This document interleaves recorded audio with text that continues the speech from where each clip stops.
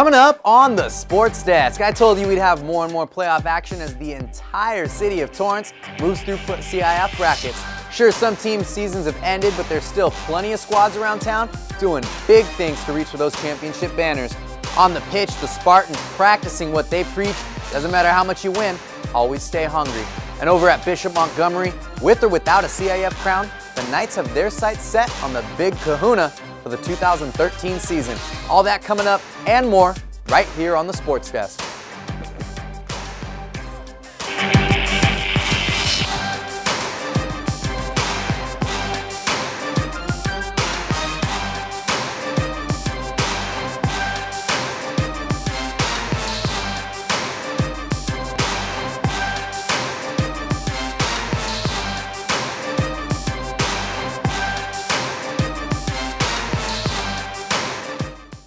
Hey there, Torrance. I'm Wan Hernandez, and as always, welcome to another week with us for Prep Sports action right here on the Sports Desk. All the talk in the CIF playoffs has been about the juggernaut that is the Bishop Montgomery Knights. Top-seeded Bishop swept through the first 3 rounds of the playoffs easily, blowing out Whittier Christian, 29 Palms, and Harvard Westlake. Friday night, they took on number 5 Laverne Lutheran in the semifinals, and our Letitia Cahey was there and has the highlights. Bishop Montgomery head coach Doug Mitchell attributed this year's success to depth and experience. Unfortunately, the Knights weren't deep enough as O.J. Milikovic and Lamont Murray Jr. got into foul trouble early. With that being said, the Knights took a tough 4-point loss to Laverne Lutheran, having to deal with something they haven't dealt with all season. Well, they're hurting right now. Of course, you're not going to win 29 games in a row and lose a game like this and feel good. The thing was, we talked about we got more games to play. So I'm going to give them the weekend off. We'll come back and get to work on Monday. You know, we got a week off before the state playoffs start. But I had a team in 2009 was the exact same position. They lost in the semis, tough game like this, and we got the state championship game. So that's our goal. But first, the Knights have to put this one behind them. Bishop Montgomery and Laverne Lutheran came out in the second half knotted up at 32. Questionable calls on both sides were a problem. Bishop's big struggle with fouls early on. In the third, this offensive foul against Lamont Murray Jr. was his 4th on the night, forcing him to the bench. Knowing the Knights couldn't afford to foul, Lutheran penetrated the paint. Joseph Rushing's bucket put the Trojans up 2. 23 seconds left in the 4th. Bishop down by 7. Justin Bibbins draws a foul for the and 1. Bishop forced a 5-second violation, getting the ball and crowd back into it. Bishop again with the D forces another turnover on the inbounds pass with 4.2 seconds left on the clock, and Laverne is stunned. The chance to tie Larry Taylor III throws to Murray, but it's off the mark. Laverne Lutheran would hang on to win 63-59. Tough loss for the seniors, but the Knights still qualify for the state playoffs. It will be Bishop's first time back in 4 years. It's hard. You know, I grew up with these guys, played with them since freshman year. I know them. They're like my brothers. And it's hard to see them hurt like this because they wanted so bad for the senior year, and we came so close, winning so many games. And it just hurts. It hurts for me that I can't do it for them. I mean, we have to stay together as a team, as one family, and we're gonna take care of business. We just like, this is one step back, and now we have to keep moving forward. That's it. Thanks, Letitia. Now, even though the Knights are out of the hunt for a CIF crown, their stellar season isn't over yet. Team Style has a chance to fulfill full expectations when they move to the state playoffs. Like Coach Mitchell said, they'll take the week off and be right back at it.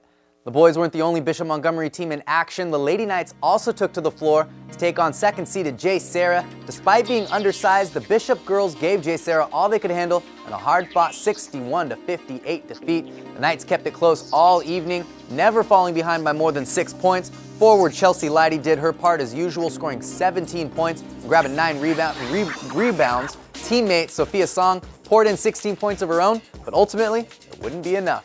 Coach Alexa Johnson emphasized how proud she was of her team, saying, "Everyone on the team gave 100%. We all worked so hard. Any close loss is hard to take, and I could not ask for more."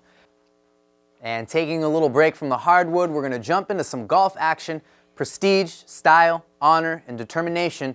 Those are the 4 qualities that define the ISPS Women's Australian Open, and this year, 2 former Torrance High athletes took those characteristics with them to the Open. Jenny Shin, a 2010 graduate of Torrance, finished tied for 18th overall at 7 under par, and her ex-teammate Jane Ra, who graduated in 2009, also competed. Raw missed the cut after day 2 of the event by 2 strokes, finishing 1 over par. Moving down from down under and bringing it back to the South Bay now, some talented area wrestlers have advanced to the CIF State Championship Tournament. We've got some familiar names popping up all over the place. West Torrance's Matt Bozen, you'll remember him from the Gridiron, headed to Boise State where he'll play football in college. He's going to join teammate Chris Wilden. Another wrestler looking to make a huge impact in the state tournament is Jordan Garola of North Torrance in the tournament next weekend. Saxon's Brandon Yee and Jamison Campbell, along with Tartar's CJ Pistano and the Warriors' Yoshi Funakoshi, are still alive in the consolation bracket with the chance to join Bozen, Wilden, and Garola at the state tournament. And on to the hardwood once more. El Camino is set to wrap up their season that saw a lot of up and down moments. Our Jenny Phillips explains how even the final game, if put under a microscope, mirrored the storyline of the Warriors' entire 2012-2013 season. Warriors hosting LA Southwest tonight in their final home game of the season. First half, Elko and Southwest trading baskets, managing to stay close. Warriors go into the break up by 1. Second half, Warriors come out hot, going on an impressive 14-0 run and going up by as much as 15. Southwest with a huge comeback, though, managing to pull ahead by 4 as Elko blows their big lead. Under a minute left, Josh Wilson, he gets his own board and the basket, putting the Warriors within 1. He finishes with a team-high 22 points and 11 rebounds. The Warriors finally tie it up with 2 clutch free throws here from Brandon Boyd. Some good D from Elko gives them the ball back with 0.6 seconds left on the clock, but they turn it over on the inbounds. Southwest ball, they inbound it, and Charles Glaster with the turnaround jumper as the clock expires. Despite all the controversy, the officials call it good, and the Warriors disappointingly drop this one 65-63. It's not even humanly possible to get a shot off in 0.6 seconds, but really it was a lack of execution on our part. I guess we just lost focus the last play. But, I mean, he didn't get the shot off, but, I mean, the refs seen it some other way, so it's what it is. It is what it is. It was a heartbreaker. We thought we were going to pull it off. Came, made the 2 free throws. And then for him to hit the shot, it's just jaw-dropping. We stopped the intensity, so they just play harder than us in the second half, at the end of the second half. Really disappointed to see some of our sophomores go out the way they did, especially David Howard getting hurt. Definitely a heartbreaking loss for the Warriors tonight in a game that seemed to sum up their entire season, always struggling to put together 2 complete halves between moments of brilliance. But now, first-year head coach, Coach Uphoff, has a year under his belt, and so do all these freshmen, and they have a long offseason to look forward to. From El Camino College, I'm Jenny Phillips for the Sports Desk. Thanks for that, Jenny. Now, coming up after the break, going to jump off the court in a minute here to check out some soccer action, including 2 teams making a deep run. We can't say we're surprised to see one of them collecting playoff wins, but a month ago, nobody would have picked the other as CIF semifinalists.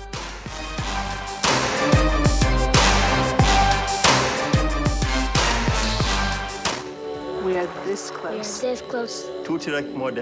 We're this close. This close to making history. This close. We are this close. We are this close. This close. This close to changing the world. We are this close to making sure no child suffers a crippling disease ever again. We are this close to making history. We are this close to ending polio. This close to ending polio. We're this close. This close. This close to ending polio. This close. We are this close to ending polio. All we need is you. All we need is you. All we need is you. Is you. We are this close.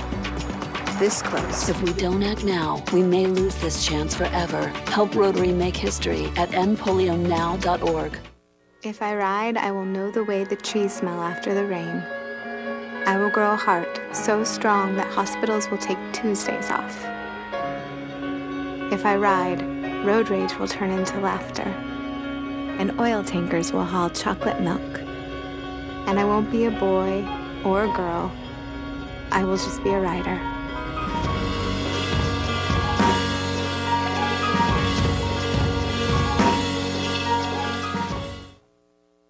Hello and welcome back to the Sports Desk for a few more updates on our late February CIF madness right here in the South Bay. We're jumping off the hardwood for a minute and onto the soccer field for the Spartans. Girls and boys both are tearing through the playoffs. Just a couple weeks ago, you heard our Vi Salas here declare the South boys soccer team was the hottest squad in the South Bay entering tournament play. Sure enough, last week they continued that trend. First up, a close one on the road over Paris, 1-0 when Devin Montoya scored in the 94th minute off the free kick. Later in the week, the Spartans get another trip, this time to take on Salesian in a quarterfinals match. And after 2 overtime periods, the Spartans finally pull it off. Took them 100 minutes to put this one to bed, but after it's all said and done, South Spartans have gone from just under 500 with the Pioneer League season nearing an end to now playing in the CIF semifinals. Another road trip for the Spartans against Temescal Canyon coming up this week. And while the Spartan boys have surprised just about everybody this month, the ladies on the pitch at South High have been doing their thing all along. Carrying an undefeated record into the playoffs, the hunt for a CIF crown is no new goal for these Spartans. Vi Salas has the story on their playoff journey so far. It's a position the South girls soccer team has seen before. The favorite in the CIF Southern Section Division 4 quarterfinals. What was different than in years past is the Spartans almost didn't make it. A Warren game, they came out hard and played us pretty tough, and a good challenge for us. Kind of maybe woke us up that we had that, that chance that we could have lost. With South escape in its rearview mirror, but still fresh in the Spartans' mind, the top seed in Division 4 came out in its game against Artesia with the intensity head coach Brad Gomez said was unmatched. It all came to a head in the form of forward Kyla Diekman. The senior found the back of the net 3 times for a hat trick in the first half. I was really shocked. 1-1, and so I was very thrilled to get a hat trick. I don't think my entire high school career, so that was really exciting for me. The onslaught wasn't over. Senior midfielder Jessica Nakai added 2 more goals in the second half to finish off the Pioneers and send the Spartans to the semifinals with a 5-0 victory.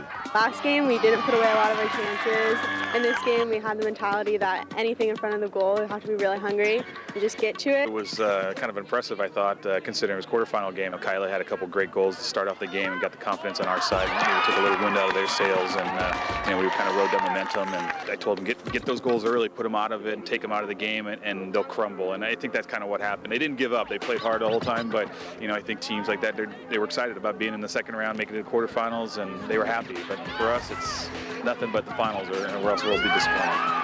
Now with just 2 games potentially remaining, South Ed's 15 seniors have their goal within reach. There's so many seniors. We have obviously I think that's where a lot of our leadership comes from, is just purely experience. And so everyone is motivated by each other, and I think that's a cool thing. We've played with each other for about 4 years now, so we know pretty much each other inside and out. So I think that when it comes down to it, we know from experience what it's going to take to win a CIF championship, and that's really what we're after. We've got a bunch of great leaders on our team, that's for sure. As long as the girls are, somewhat paying attention to me, I'm happy. So it's, but most of it, a lot of it's all done. They know what they need to do, and it's just a little thing. As head coach Brad Gomez explains, with 15 seniors, the future is definitely in the Spartans' hands. The only question is, will they be holding a CIF trophy in the end? For the Sports Desk, I'm Vi Salas. Thanks for that, Vi. And one last update from South High. While the girls and boys soccer teams continue their strong run through the postseason, the Spartan family endured a big scare as the boys basketball team tipped off the playoffs on the hardwood. After an opening round 50-41 loss to Bonita, Spartans head coach Leo Clem was hospitalized in Lakewood after suffering a heart attack. Clem had noticed he wasn't feeling well after the game, so he carpooled with other school administrators who made sure he got to the hospital when the attack happened. All reports are that he is fine, though, and is expected back in action on the South High campus this week. Leo Clem's over 25-year coaching resume includes winning a state title in Indiana, and he also coached last year's Spartan squad to the CIF finals on their amazing postseason run in 2012. Torrance, keep the Spartan family in your thoughts. Now back to some soccer news with another team carrying high expectations into the postseason. The Torrance Tartars came into the playoffs having lost to one team all season long, those red-hot girls at South High. Led by striker Caitlin Johnson, the Tartars ripped off 21 wins, but could never get that Spartan monkey off their back with 3 losses to the crosstown Pioneer League rival. And a South High Torrance High CIF final for round 4 would have been too good to be true after suffering a 3-1 playoff loss against Downey to end their 2013 campaign. Johnson scored for the Tartars in the 53rd minute to pull within 1 in the second half. With the Tartars pushing hard to tie it up at 2 as time closed in on the day, the Vikings able to put it out of reach with the 3rd and final goal. So the Tartars wrap up another solid season with 21 wins and a run all the way to the CIF quarterfinals. All right, everybody, coming up after the break, playoffs. That's right, more playoffs. This time back on the hardwood, highlights from one Pioneer League team and another Bay League team. See which one of them put up a quarterfinals fight to the end at home when we come back. We're here today to ask people about marriage. For starters, what's the best thing about being married? Who I get to stay married to. This person. Having a companion. Do you think your marriage is good for more than just the two of you? Oh, sure, and affect generations after us. The energy we give out in our home, I think, spreads out to other people. Sort of stabilizes your whole community. It's a cornerstone of a society, right? Want to improve your marriage? For ideas, go to foryourmarriage.org. A message from the Catholic Church. One of my biggest passions in life is animals. That's why I've worked with Morris Animal Foundation for over 40 years. Morris Animal Foundation is a world leader in helping animals live longer, healthier lives. Like my favorite, dogs, of course. Well, maybe kitty cats are the best. I also like horses. Some of my best friends are apes. Elephants. Elephants are so wonderful. And who wouldn't want to cuddle up with a tiger? Who am I kidding? I love them all. The point is, Morris Animal Foundation is giving animals a healthier tomorrow. You can too. Just show your support at morrisanimalfoundation.org. It's all about a healthier tomorrow. And at my age, I'm all about that. To help cats, dogs, horses, and wildlife live healthier lives, visit morrisanimalfoundation.org, where we are advancing science that will create a healthier tomorrow for animals. Hey there, Torrance. Welcome back to the Sports Desk. Now, it's not often we have a true David and Goliath matchup in high school sports, but the showdown between the number 9 North Lady Saxons and number 1 Gar Gladiators, it's about as close as you're going to get in the playoffs. Both teams coming into the game confident after second-round blowouts, and our Brittany Johnson is there to give us the lowdown. The North Torrance Saxons, fresh off their win from Indio, were looking for their third straight playoff win against number 1 seed Gar High School. Though the Saxons looked ready to play, the Gladiators sent an early message and took an 11-0 run in the first quarter. Gar may have been bigger and more experienced, but despite their size, the Saxons weren't giving up any easy buckets, making them fight hard for every shot. Third quarter, North with the full court press, they get the steal and the bucket and try to make a run. But every time North tried to make a run, Gar was there knocking down shots from behind the arc to extend the lead. It's 44-26 Gar. North cut the lead to 8 with this coast-to-coast layup, but it wouldn't be enough to get the win. I think that our team put up a great fight today. We played pretty good defense, and our effort was there. It's just we had a little bit of breakdown where we could have slided our feet a little more and hustled a little more, but our effort was there today, and I'm really proud of my teammates. All right, and over at West High, the Warriors plunged their deepest into the postseason in recent history when they stomped through the first 2 rounds of the playoffs. In the second round, it was big man Terrell Carter taking over and leading West into the quarterfinals, only to be met by another lengthy big man in the Warriors matchup against Royal, 6'9" Highlander Scott Woods. So, all set for a battle of 2 big men in the paint. Check it out. All right, early on, first quarter, the Highlanders and Warriors exchanging points. Javier Basso gonna put West up 8-6 with that sick dunk, getting the crowd into it to start the night off strong. And hey, we call them highlights for a reason, folks. Still in the first, making things happen. Quick break for Basso, and they're off to the races. Why not put another one down for the fans, Javi? Second quarter now, Warriors leading 14-10, jumps the route, and guess what? We're gonna throw some style points on this one. Behind the back, pop the collar, I came to party.